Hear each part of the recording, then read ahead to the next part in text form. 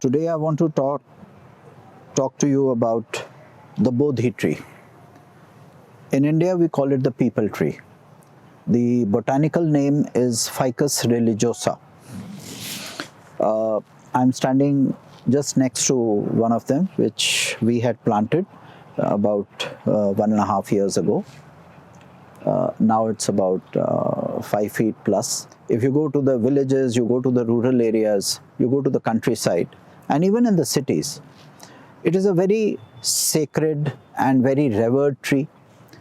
But unfortunately, the government authorities and even the people and the organizations who are into environmental activities are not planting more number of Bodhi trees and Peepal trees.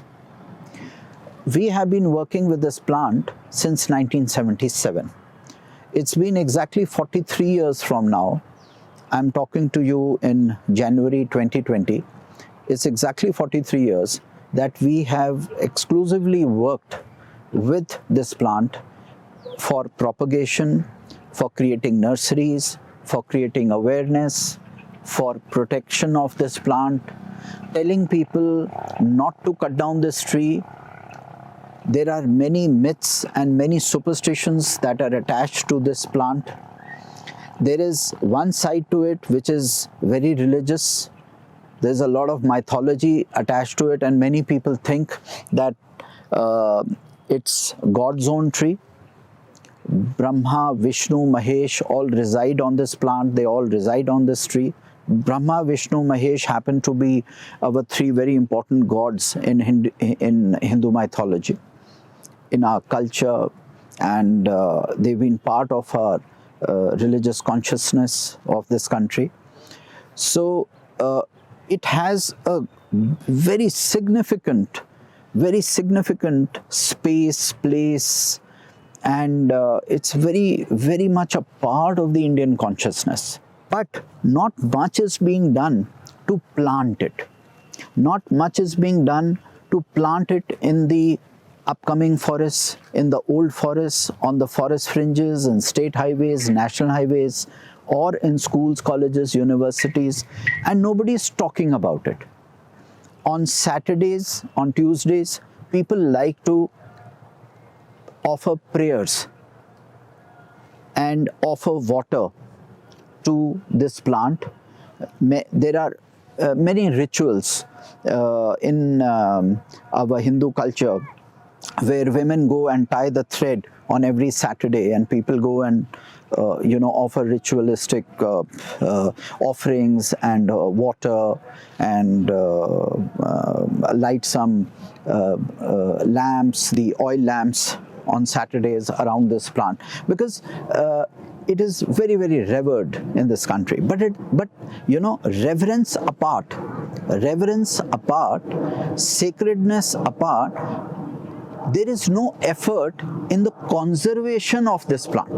There is no effort being undertaken for the conservation of the Bodhi tree. And that is exactly where Give Me Trees Trust steps in. This is exactly what we realized 43 years ago.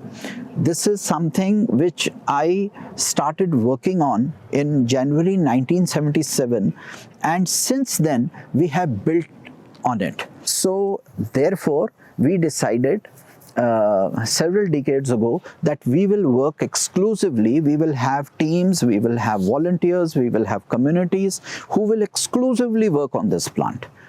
And I'm very glad to share that as I stand today here, after 43 years, in January 2020, we are going to be celebrating our 43rd Foundation Day on 26th of January 2020. We have already planted and conserved and preserved and made sure that at least 1.25 crore of our Bodhi trees are standing tall. They have survived in this country.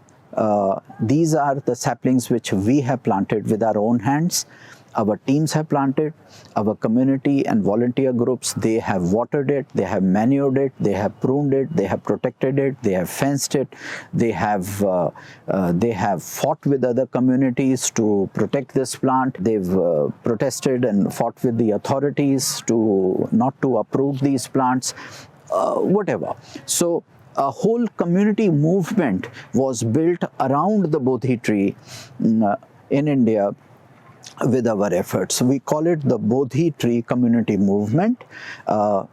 We work under the banner, the umbrella banner of Give Me Trees Trust, and I as a founder, and I'm very proud and I'm very grateful to all the more than 10,000 volunteers and community members who have helped us, supported us, have funded us from time to time to help protect the Bodhi tree in India. Thank you so much.